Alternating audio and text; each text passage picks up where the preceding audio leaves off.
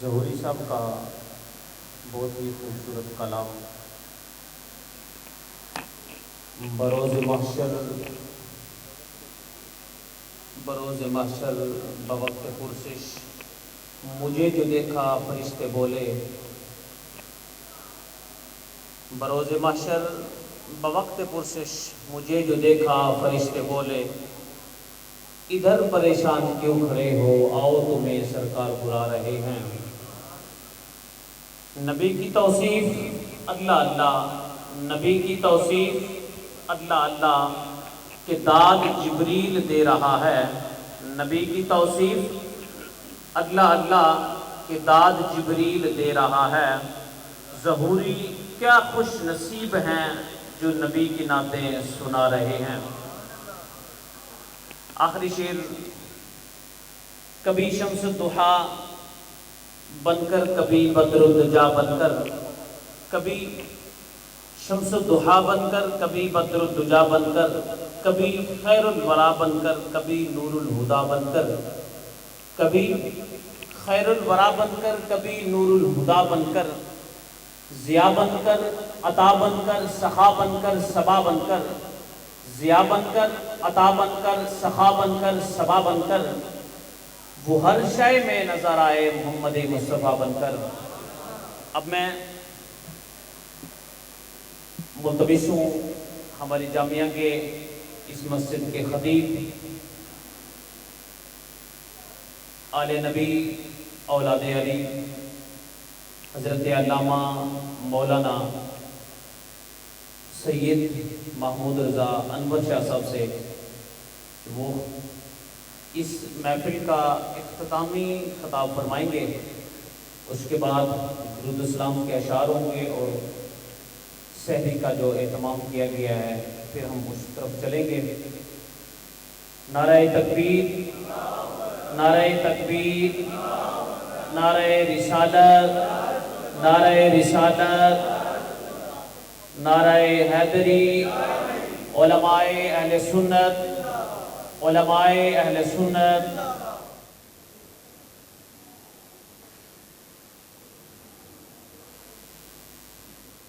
الحمدللہ الذی لم یزل عالما قدیرا حیا قیوما سمیعا بصیرا، والصلاة والسلام علی من ارسلہ بالہدی بشیرا ونذیرا وداعیا الی اللہ بإذنہ وسراجا منیرا۔ من کان نبیا وآدم بین الماء والطین وعلی آلہ واصحابہ وبارک وسلم اجمعین۔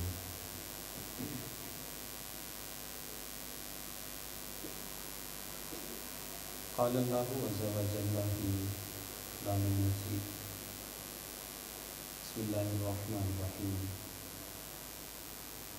یا ایہا الرسل کلوا من الطیبات واعملوا صالحا۔ وقال فی مقام آخر، یا ایہا الذین آمنوا کلوا من طیبات ما رزقناکم واشکروا للہ ان کنتم ایاہ تعبدون۔ صدق اللہ العظیم۔ ان ساعتوں میں ہم اللہ تعالیٰ کے گھر میں بیٹھ کر اپنی ہدایت اور رہنمائی کا جو سامان اکٹھا کر رہے ہیں اور جناب رسول اللہ صلی اللہ علیہ وسلم کا دین سیکھ رہے ہیں۔ اللہ تعالیٰ ہماری یہ کاوش اور یہاں بیٹھنا اپنی بارگاہ میں قبول فرمائے۔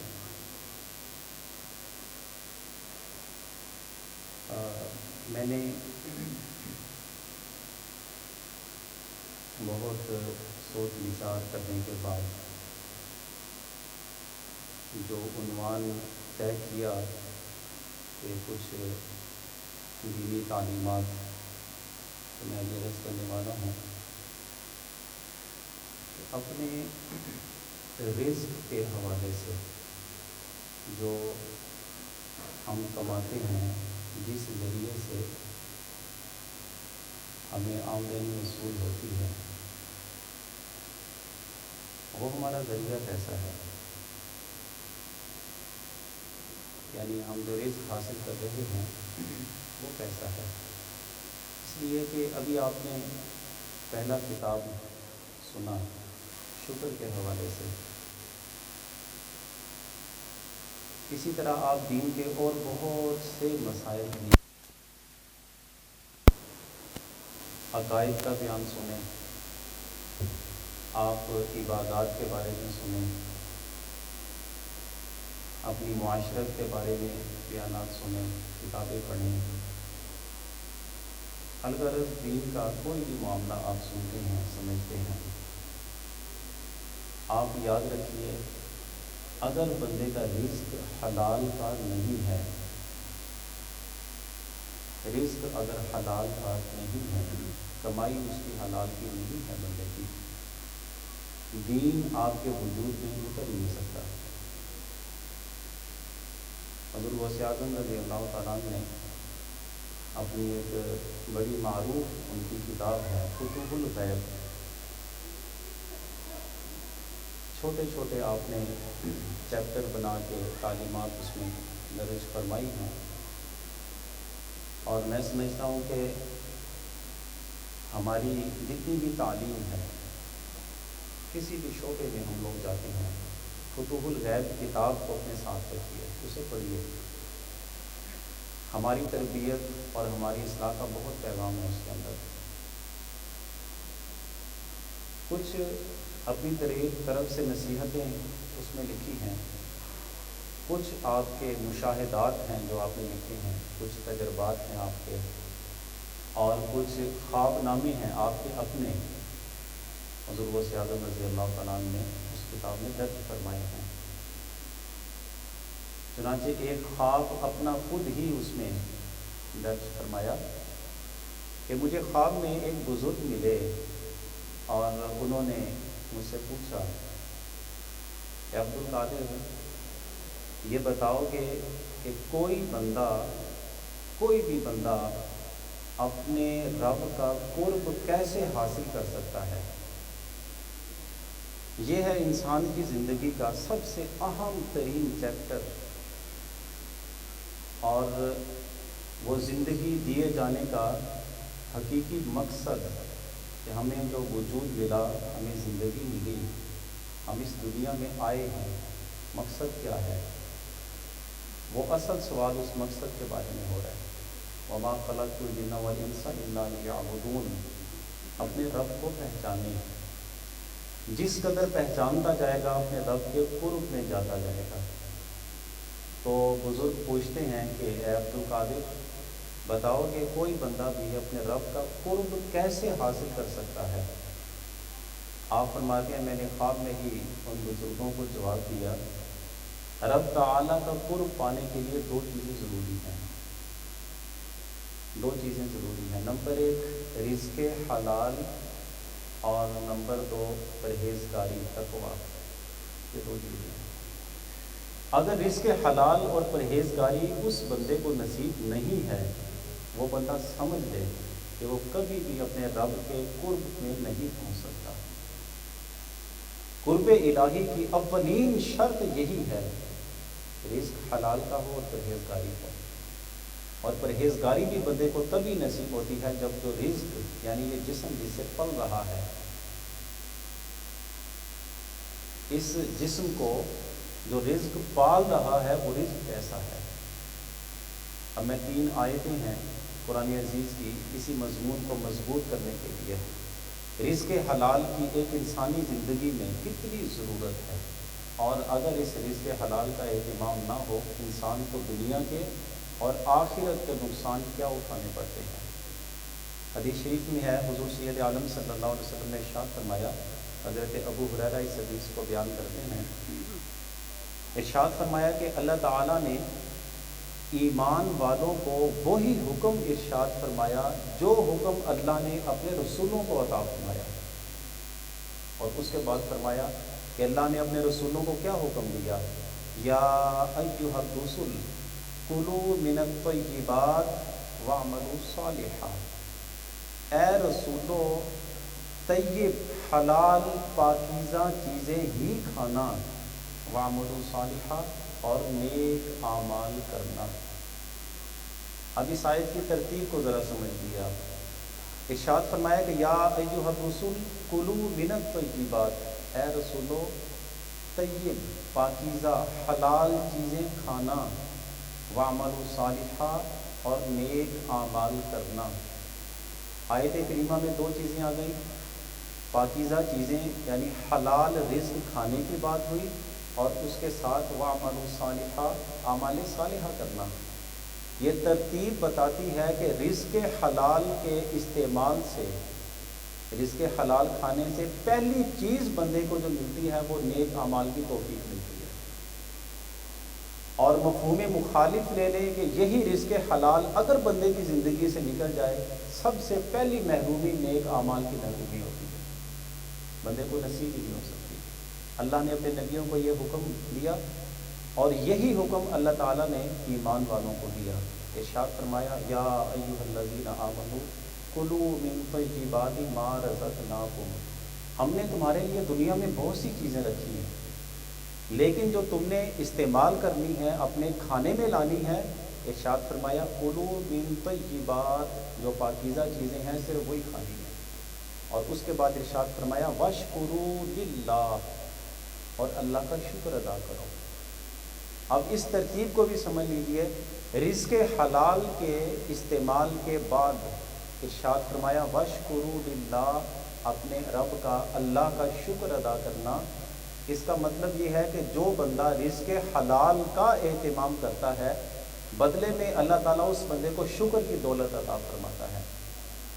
ابھی آپ نے کتنی دیر وہ بیان سنا شکر کے حوالے سے، شکایات تو بہت ہیں، لیکن زندگی کے معاملات کسی حل ہونے کی طرف جاتے کیوں نہیں ہیں؟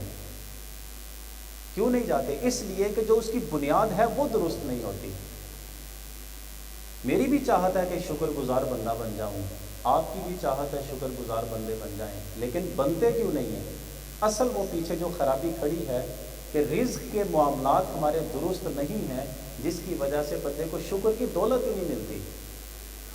اور تیسری آیت کریمہ اسی حوالے سے اللہ تعالیٰ نے سورہ بقرہ کی 167 نمبر آیت ہے، جس میں ارشاد فرمایا یا ایھا الناس، سارے انسانوں کو مخاطب کیا کہ اے لوگو کلوا مما فی الارض حلالا طیبا، اس سرزمین میں جو حلال پاکیزہ رزق ہم نے رکھا ہے وہی کھانا، ولا تتبعوا خطوات الشیطان، شیطان کی پیروی نہ کرنا۔ اس آیت کی ترتیب بھی بتاتی ہے کہ رزق حلال کی بہت سی برکتیں جو بندے کو حاصل ہوتی ہیں، اس میں سے ایک برکت یہ بھی ہے کہ بندہ شیطان کی پیروی سے بچ جاتا ہے۔ یہ اس کے دنیاوی فوائد ہیں جو اللہ تعالیٰ نے ارشاد فرمائے، لیکن کیسا زمانہ آ گیا، کیسا زمانہ ہے، اور شاید یہ وہی زمانہ ہے جس کے بارے میں حضور سید عالم صلی اللہ علیہ وسلم نے بھی ارشاد فرمایا تھا۔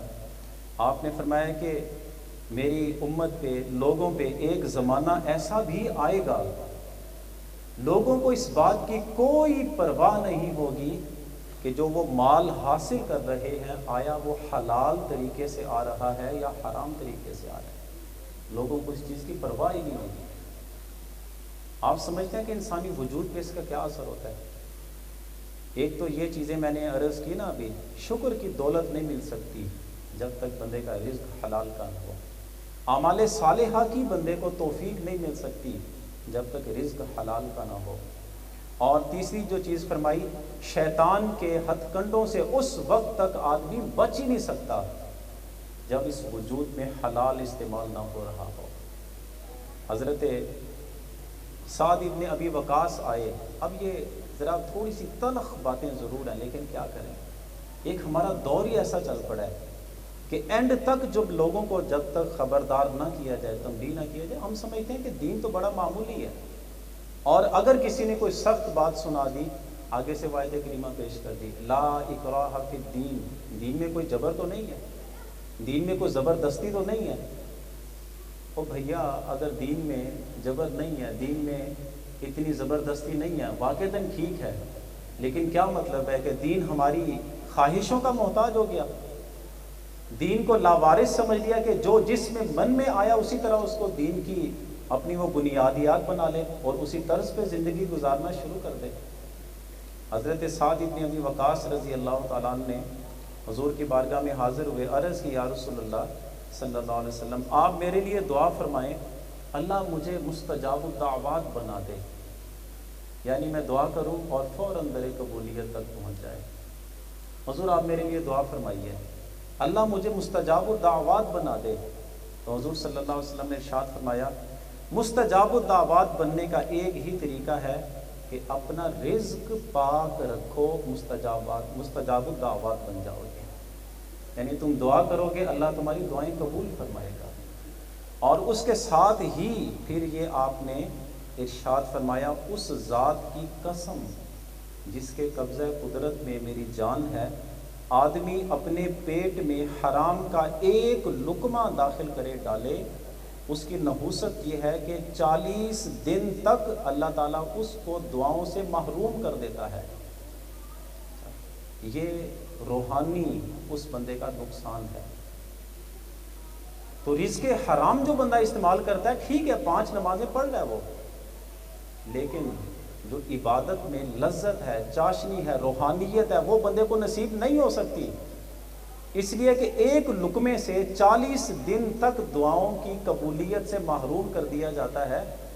آپ نے کبھی سمجھا کہ دعا در حقیقت ہے کیا؟ دعا کے بارے میں تو یہ کہا جاتا ہے کہ دعا عبادتوں کا مغز ہے، مغز۔ کوئی بھی ایسا جاندار جو اپنے مغز کے بغیر ہو، آپ جانتے ہیں کہ اس کو ہم کیا کہیں گے؟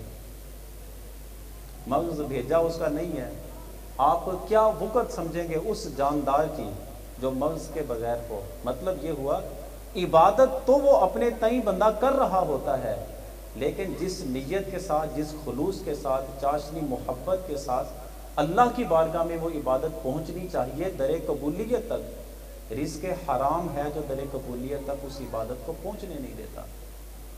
اب یہ بات بھی اپنے ذہنوں میں ہمیشہ رکھیے کہ ایک آدمی سمجھتا ہے کہ میں تو بہت کچھ کرتا ہوں، دھوکہ بھی کرتا ہوں، ملاوٹ بھی کرتا ہوں، مولوی صاحب نے بھی کہا تھا رزق کی برکتیں ختم ہو جاتی ہیں، لیکن ماشاءاللہ اللہ نے بتھیرا دیتا ہے۔ تو کبھی بھی اس گمان میں نہ رہیے میں تو سب کچھ کرتا ہوں، یا فلاں سب کچھ کرتا ہے لیکن اللہ نے بتھیرا دیتا ہے، اس کو تو کوئی فرق نہیں پڑ رہا۔ یاد رکھیے گناہ کے باوجود اگر اللہ کی نعمتیں اس بندے کو مل رہی ہوتی ہیں تو آپ یاد رکھیے اس بندے کو در حقیقت ڈھیل دی جا رہی ہوتی ہے کہ جس قدر وہ دور جانا چاہتا ہے، اللہ کی رحمتوں سے دور ہونا چاہتا ہے، جس قدر وہ عذاب کی گہرائی میں جانا چاہتا ہے وہ چلا جائے، لیکن یاد رکھے اِنَّ بَطْشَ رَبِّكَ لَشَدِيدٌ، کہ اللہ کا دستور اس بندے کی خواہش کی وجہ سے بدلے گا نہیں۔ یہ نہ سمجھے کہ حرام ذرائع سے بہت کچھ حاصل کیے جا رہا ہے تو شاید اللہ بھول گیا ہے کہ اس نے تو کیا وعدیں سنائی ہیں، یا اللہ کو معاذ اللہ یاد ہی نہیں رہا، اس بندے کو بھی پکڑ کرنی تھی۔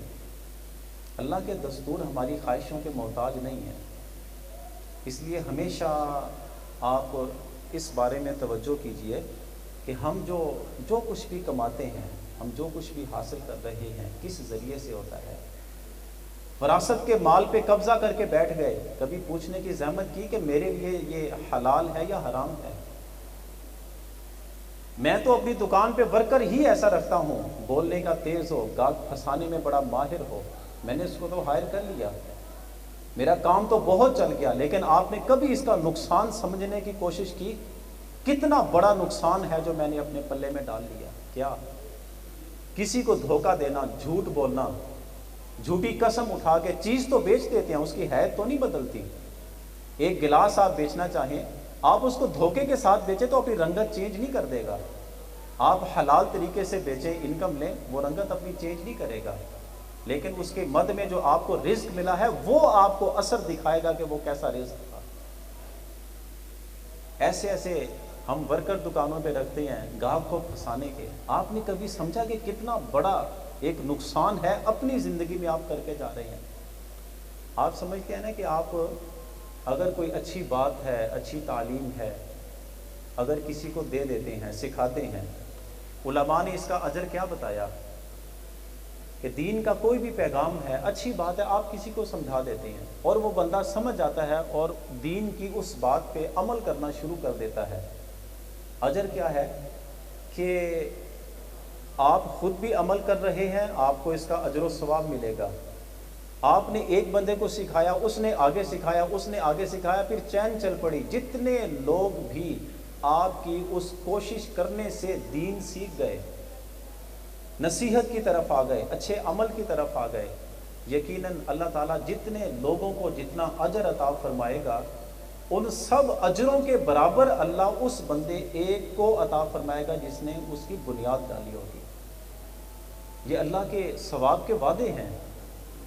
لیکن یہ بھی سمجھ کے دیکھیے کہ آپ تو کہہ رہے ہیں کہ میں نے ورکر کیا رکھا ہے جی، میرا ورکر تو بڑا تیز ہے جی، یہ 4-5 یہ میں نے خاص طور پہ بندے تیار کیے ہیں، اس کو دھوکہ سکھایا، اس کو جھوٹ سکھایا، اس کو خیانت کرنا سکھائی، اس کو بددیانتی سکھا دی. ساری زندگی جب تک وہ اسی دھوکے میں زندگی گزاریں گے، چاہے وہ آپ کے ساتھ ہیں، چاہے چھوڑ کر کسی اور جگہ پہ چلے گئے، جب تک وہ دھوکہ کر کے لوگوں کو فراڈ کر کے حرام کماتے رہیں گے، اگرچہ وہ آپ کے پاس سے چھوڑ کے چلے گئے، جتنا گناہ اللہ ان کے پلے میں ڈالے گا ان سب کے برابر اس بندے کے پلے میں، کیونکہ ان کی بددیانتی کی، جھوٹ کی، دھوکے کی اور ملاوٹ کی بنیاد تو در حقیقت اسی بندے نے رکھی ہوتی ہے نا. وہ گھر سے تو نہیں سیکھ کے آیا تھا کہ گاہک کیسے پھنسانا ہوتا ہے. وہ کسی ماں کے بطن سے تو نہیں سیکھ کے آیا کہ جھوٹ کیسے بول کے گاہک کو دھوکہ دینا ہے. اس نے تو آپ کے ماتحت رہ کے سارا کچھ سیکھا ہے. خدا را ان چیزوں کو آپ ضرور سمجھیے. اسی لیے اللہ تعالیٰ نے کیا بن رہی ہے حرام کی، اور میرے نبی تو فرما رہے ہیں کہ آپ اپنے جسم حسن آپ اپنا دیکھتے ہیں، اپنا قد کاٹ دیکھتے ہیں، اپنی باڈی دیکھتے ہیں، سارا کچھ دیکھتے ہیں، لیکن یہ جسم مستحق کس کا؟ اتفاق یہ تھا کہ وہاں پہ ایک قبیلہ تھا ظاہریہ، بد مذہب قسم کے لوگ تھے اور بدترین عقائد تھے ان لوگوں کے. تو وہ اپنے اس مذہبی رسم و رواج کے مطابق وہ شمع روشن کیا کرتے تھے، اور ان کی وہ شمع تھی وہ بڑی دور دور تک ان کی روشنی جایا کرتی تھی. اچھا، بشر حافی رضی اللہ تعالیٰ عنہ رحمۃ اللہ علیہ، آپ کی بہن نے حضرت امام احمد ابن حنبل سے جا کر سوال کیا، حضرت جی ایک مسئلہ تو بتائیے، ہم خواتین اپنے گھر کی چھتوں پہ بیٹھ کے اپنے چراغ جلا کے، رات کو بھی بسا اوقات ہمیں کام کرنا پڑتا ہے، آرڈر آئے ہوتے ہیں بسا اوقات دھاگے کے، ہمیں کام کرنا پڑتا ہے، رات دیر ہو جاتی ہے. وہ جو ایک قبیلہ گزرتا ہے ظاہریہ، انہوں نے اپنے وہ مشعلیں روشن کی ہوتی ہیں اور بڑی دور ہوتے ہیں، تو وہیں سے روشنی ہماری چھتوں پہ آنا شروع ہو جاتی ہے اور گزر کے چلے جاتے ہیں تو بڑی دیر تک ان کی روشنی آتی رہتی ہے. اب اس کی روشنی اتنی تیز ہوتی ہے کہ ہمارے چراغوں کی روشنی مدھم پڑ جاتی ہے. تو حضرت جی یہ بتائیے کہ ان کی وہ مشعلوں کی روشنی جو ہماری چھتوں پہ پڑی اور اسی میں ہم کام کرتی رہی، چرخے چلاتی رہی، وہ سوت کاٹتی رہی اور دھاگے تیار کر لیے، ہمیں بتائیے وہ روشنی جس پہ ہمارا حق نہیں تھا، اس روشنی کو استعمال کر کے جو ہم نے دھاگا بنایا، کیا اس کی آمدنی اپنے معاملات میں استعمال کر سکتی؟ کیا ہمارے لیے جائز ہے کہ ہم جو آمدنی ان دھاگوں سے حاصل ہوئی، کیا ہم اپنے گھروں میں استعمال کر سکتے ہیں؟ امام احمد ابن حنبل وقت کا مجتہد، وہ پوچھتا ہے کہ خاتون سب سے پہلے یہ بتا کہ تو کس گھرانے کی خاتون ہے، کہاں سے آئی ہو؟ تو انہوں نے کہا کہ سائل سے یہ تو نہیں پوچھا جاتا کہ کس گھرانے کی خاتون ہے، کس گھرانے کا مرد ہے، سوال ہے آپ بتائیے. آپ نے فرمایا نہیں، میں یہ دیکھنا چاہتا ہوں کہ اس قدر پرہیزگاری آج اس دور میں کس گھرانے میں پائی جاتی ہے. اس خاتون نے بتایا کہ میں بشر حافی کی بہن ہوں، بشر حافی کی بہن ہوں. آپ کی آنکھوں سے آنسو جاری ہو گئے. فرمایا کہ بشر حافی کی ہمشیرہ، اس قدر تقوی، پرہیزگاری، طہارت تمہارے ذہنوں میں، تمہارے وجود میں حالانکہ فتویٰ اگر پوچھا جائے تو وہ جو کمائی ہے وہ حرام کی نہیں ہے، حرام کی کمائی نہیں ہے، لیکن اس کے باوجود آپ نے فرمایا کہ اے بی بی تم وہ جو کمائی ہے وہ استعمال نہیں کر سکتی، اس لیے کہ تمہارے جیسے گھرانے جب تک اس دنیا میں موجود ہیں حضور کی امت کو پتہ لگتا رہے گا کہ پرہیزگاری کیا چیز ہوتی ہے۔ پھر ایک وقت آیا، یہی وقت کا مجتہد امام احمد ابن حنبل حدیث کا درس دے رہا ہے، سبق پڑھا رہا ہے، سامنے سے بشر حافی گزرے، ننگے پاؤں، سادہ سا لباس، یہ اٹھتے ہیں اپنی مسند سے، ہزاروں کی تعداد میں ان کے شاگرد ہوتے ہیں، اور بشر حافی کے پیچھے پیچھے بھاگے جا رہے ہیں، پیچھے پیچھے بھاگے جا رہے ہیں۔ لوگ کہتے ہیں کہ وقت کا امام مجتہد، کس طرح بشر حافی اس بندے کے پیچھے بھاگا جا رہا ہے جس کے پاؤں میں جوتا بھی نہیں ہے، جس کا کوئی خاص لباس بھی نہیں ہے، اس کے پیچھے یہ وقت کا امام بھاگا جا رہا ہے۔ آپ ان کو جواب دیا کرتے تھے کہ امام احمد ابن حنبل جس رب کو مانتا ہے، بشر حافی اس رب کو مانتا بھی ہے اور اس رب کو جانتا بھی ہے۔ ماننے میں اور جاننے میں فرق ہوتا ہے، مانتے تو سبھی ہیں، جانتے کتنے ہیں؟ فرمایا کہ یہ وہ حیثیت رکھتا ہے بشر حافی کہ جو اپنے رب کو صرف مانتا نہیں ہے، اپنے رب کو جانتا بھی ہے، اس لیے اس کے پیچھے پیچھے رہتا ہوں، مجھے بھی پتہ لگے زندگی گزارنے کا ڈھنگ کیا ہے۔ تو اس لیے یہ جو مثالیں پیش کی جاتی ہیں، یہ جو تربیت کی اور اصلاح کی باتیں کی جاتی ہیں، اس سے سبق سیکھنا چاہیے۔ اور میں اس حوالے سے بھی ایک عرض کر دوں کہ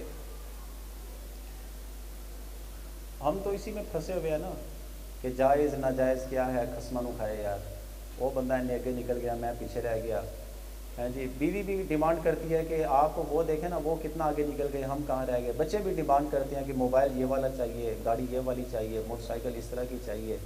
باپ کی مجبوری بن جاتی ہے، باپ نے پھر اپنا بھی تو سٹینڈرڈ بنایا ہوتا ہے نا کہ میرا بچہ جب نکلے تو اس طرح کی گاڑی پہ نکلے، ایسا موبائل ہو، یہ اس کا پروٹوکول ہو، اس طرح کا سٹینڈرڈ ہو۔ پھر وہ تمیز نہیں کرتے حلال کیا ہے، حرام کیا ہے۔ میں اپنی گفتگو کا آخری اب جو ایک حصہ ہے اس کو بیان کر رہا ہوں۔ بندہ حلال طریقے سے ہی کماتا ہو، یعنی یہ رزق کا اس قدر محتاط معاملہ ہے، بندہ حلال طریقے سے ہی کماتا ہو، حلال اور جائز طریقے سے، لیکن اس کے اندر، اس کے مزاج میں زیادہ حاصل کرنے کی اگر لالچ ہے، طمع ہے، حرام نہیں ہے اس کے اندر، حرام ذریعہ نہیں، میں عرض کر رہا ہوں حلال اور جائز طریقے سے ہی کماتا ہے، لیکن اس کا مزاج کیا بنا ہے، میرے پاس بہت زیادہ ہونا چاہیے، میرے پاس بہت زیادہ ہو۔ اللہ تعالیٰ نے اس بارے میں ارشاد فرمایا الہاکم التکاثر، یہ کثرت کی جو طمع ہے، کثرت کا جو ایک مزاج تمہارا بن چکا ہے، یہ تمہیں ہلاک کر کے رکھ دے گا۔ حرام نے تو ویسے ہی ہلاک کر دیا نا، اس کی تو بات ہی ختم ہو گئی۔ جائز طریقے سے بندہ بہت کچھ اکٹھا کرنا چاہتا ہے، بہت لینا چاہتا ہے، یہ کثرت کی لالچ اس بندے کو ہلاک کر کے رکھ دے گی۔ بہت ساری ایسی مثالیں ہیں ہمارے سامنے، اس لیے کہ جس وقت کثرت کی لالچ ہے، کثرت کی طرح جب آپ نگاہ رکھتے ہیں، یہی حرص ہے، یہی طمع ہے، جب آپ کی محنت کے مطابق آپ اس ٹارگٹ تک نہیں پہنچ سکیں گے، کیا کریں گے پھر؟ ڈیفینیٹلی وہ اندر لالچ تو پل رہی ہے، طمع تو پل رہا ہے، بالآخر وہ آپ کو کسی نہ کسی ناجائز اور حرام ذریعے کی طرف لے کے جائے گا۔ میں مثال دوں، آپ اس قبرستان میں جایا کریں، ٹھیک ہے، جا کے دیکھیں کتنے خوش نصیب لوگ بھی ہیں اسی قبرستان کی زینت بنے ہیں۔ دو سید زادے ہیں، دونوں کی مثالیں میں آپ کے سامنے پیش کرتا ہوں۔ ایک تو مختار شاہ صاحب ہیں، یہ میں خود گواہ ہوں اس بات پہ، خود گواہ ہوں۔ اب بہت سارے لوگ جانتے ہیں جب یہاں بھی آیا کرتے تھے، سردی ہے، گرمی ہے، حضرت جی اتنی شرٹ پہنی ہے، اتنی شرٹ پہنی ہے، کبھی نہیں ہم نے دیکھا کہ انہوں نے اوپر کوئی جیکٹ پہنی ہو، سب سردیوں میں بھی۔ میں نیا نیا جب یہاں پہ خطاب کرنے کے لیے مجھے منتخب کیا گیا، میں آیا تو میں نے دیکھا بزرگ بڑے پیار کرتے تھے، ملتے بھی تھے، کبھی کبھی وہ جمعرات کو ہی آ جانا انہوں نے، وہ اگر آ کر پوچھنا کہ وہ شاہ صاحب نہیں آئے ابھی تک، اس سے مجھے بھی دل طور پہ خوشی ہوتی تھی کہ حضرت کے دل میں کم از کم میرا نام تو ہے نا جی، اتنا نیک آدمی ہے۔ میں نے خود ان سے ایک دفعہ بات کی، کہ बाबा जी तुहानूं ठंड नहीं लगती शायद मैं सूट भेजदा सिलवा के भेजदा तुसीं पा लिया ਉਹਨਾਂ को रखो जिन्ना को हिसाब दे सकते जे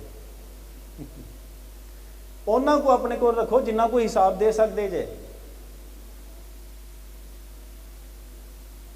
ये मैंने किसी दौर में एक सूफी की बात पढ़ी थी, खाली हाथ, बिल्कुल खाली हाथ, कुछ भी पास नहीं है। बंदे ने कहा कम से कम इतना तो पास रख लें कि रात गुजारने के लिए कोई ठिकाना तो हो।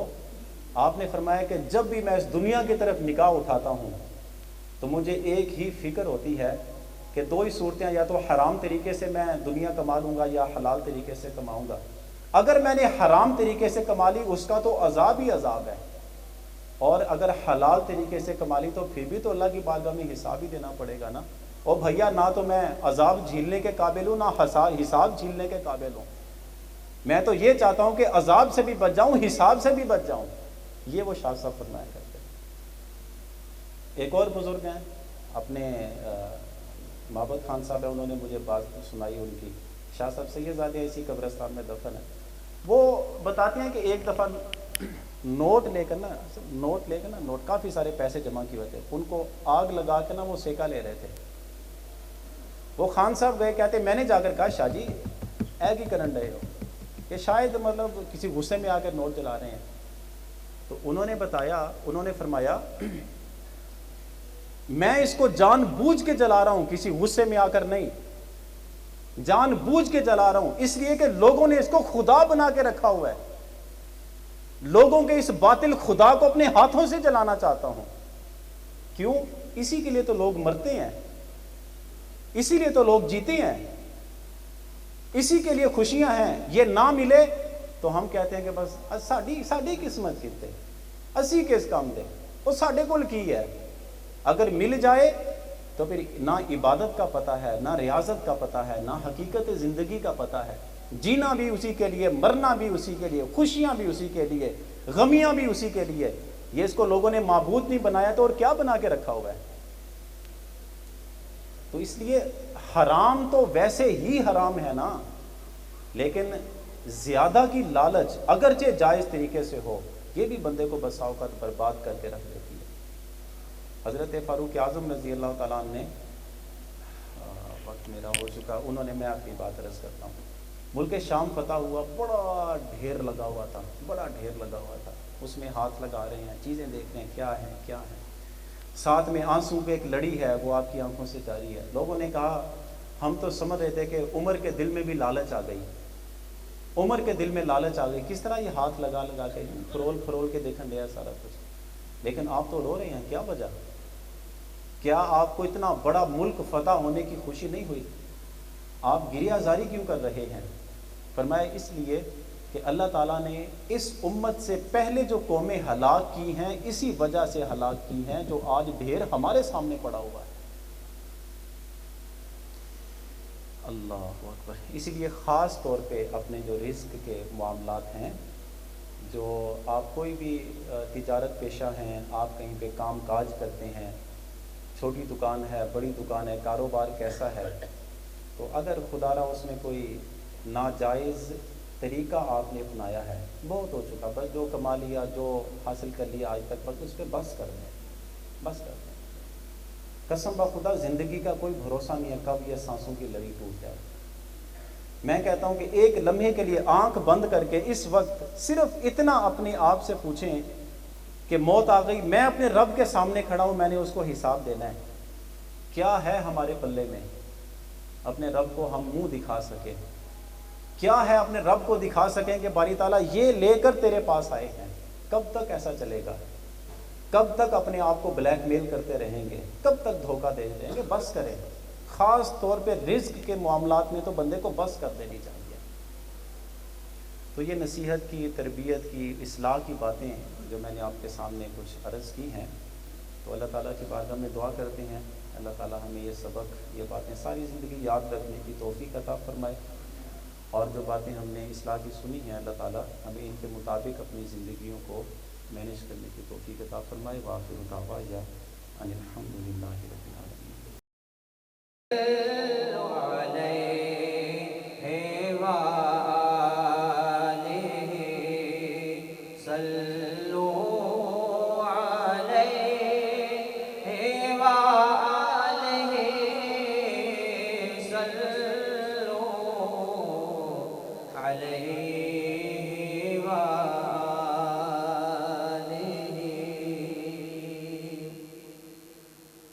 جو چاہے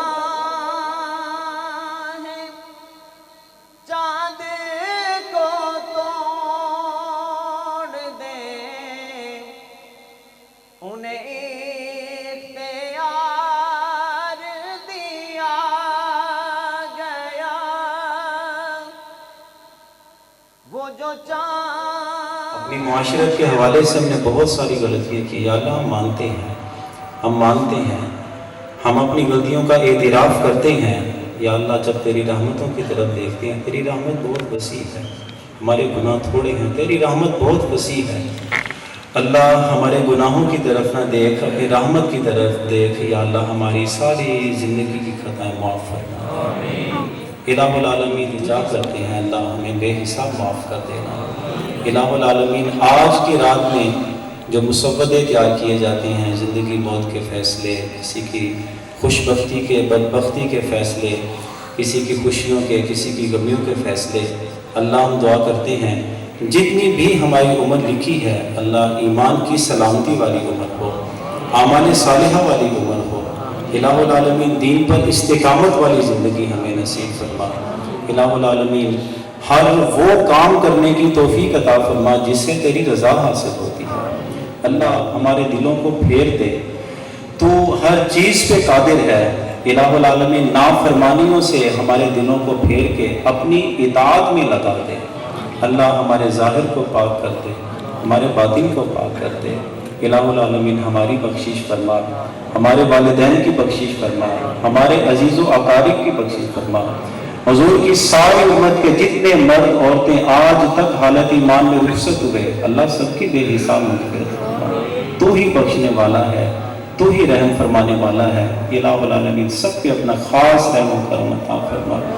بہت سے احباب نے دعاؤں کا کہا، ابھی قاری صاحب نے بھی بہت سی دعاؤں میرے سپورٹ کی. میرے ساتھ بزرگ بیٹھے ہیں، ان کی والدہ محترمہ کا انتقال ہوا، ان کی اہلیہ کا انتقال ہوا، اور بھی بہت سارے بزرگ کہتے رہتے ہیں. اللہ جو جس نے دعا کے لیے کہہ رکھا ہے، اللہ ہماری دعائیں ان کے حق میں قبول و منظور فرما، اور جو نیک صالح اولاد ہے وہ عطا فرما. جن کو اولاد عطا فرما رکھی ہے اللہ انہیں اپنا فرما بردار بنا. اپنے محبوب مصطفیٰ کریم صلی اللہ علیہ وسلم کی اطاعت وسائل ہیں. ہماری زندگی کیا مصیبتیں ہیں، اللہ اپنی رحمت کے طفیل ہماری زندگی کی تمام مشکلات آسان فرما دے. رزق کے معاملات کی وجہ سے تنگیاں ہیں، اللہ سب پہ اپنا خاص کرم فرما. رزق کی تنگیاں دور فرما دے، حلال وافر رزق عطا فرما. ایسا وافر دے اور ایسا دل کو استقامت دے کہ حرام کی طرف ہماری نگاہ نہ اٹھے. الہ العالمین رزق کماتے ہیں تو اس میں حلال ذریعے سے کمائیں، خرچ کرتے ہیں تو اللہ خرچ کرنے میں بھی ہمیں وہی حلال ذریعے کو ہی اپنانے کی توفیق عطا فرما. ساری زندگی اللہ دعا کرتے ہیں ساری زندگی حضور کی محبت میں، حضور کی اطاعت میں اور حضور کی غلامی میں بسر کرنے کی توفیق عطا فرما. حضور کی محبت میں یا اللہ ہمیں زندہ رکھ، حضور کی محبت میں موت عطا کرنا، اور قیامت کے دن حضور کے لوائے حمد کے نیچے ہمیں بھی جگہ عطا فرمانا. اپنے عرش کے سائے کے نیچے یا اللہ ہمیں بھی جگہ عطا فرمانا. حضور کے ہاتھوں سے حوض کوثر کا پیالہ ہمیں بھی نصیب فرمانا. حضور کی شفاعت کا حصہ ہمیں بھی اللہ عطا فرمانا. یہی دعا ہمیں حضور کی ساری امت کے جتنے بھی مرد عورتیں جو حالت ایمان میں رخصت ہو چکے، اللہ یہی دعائیں ان سب کے لیے کرتے ہیں. اللہ ہمارے سب کی دعائیں اپنی بارگاہ میں قبول فرما. اول خیر، آخر خیر، ظاہر خیر، باطن خیر. یا الہی ہر جگہ تیری عطا کا ساتھ ہو، جب بڑے مشکل شہ مشکل کشا کا ساتھ ہو. یا الہی بھول جائیں نزع کی تکلیف کو، شادی دیدار حسن مصطفیٰ کا ساتھ ہو. یا الہی جب گرمی محشر کے تڑپیں بدن، دامن محبوب کی ٹھنڈی ہوا کا ساتھ ہو. یا الہی جب سر شمشیر چلنا پڑے، رب سلم کہنے والے غمزدہ کا ساتھ ہو. وصلی اللہ علی حبیبہ سیدنا و مولانا محمد وعلی آلہ و اصحابہ وبارک وسلم اجمعین. آمین برحمتک یا ارحم الراحمین.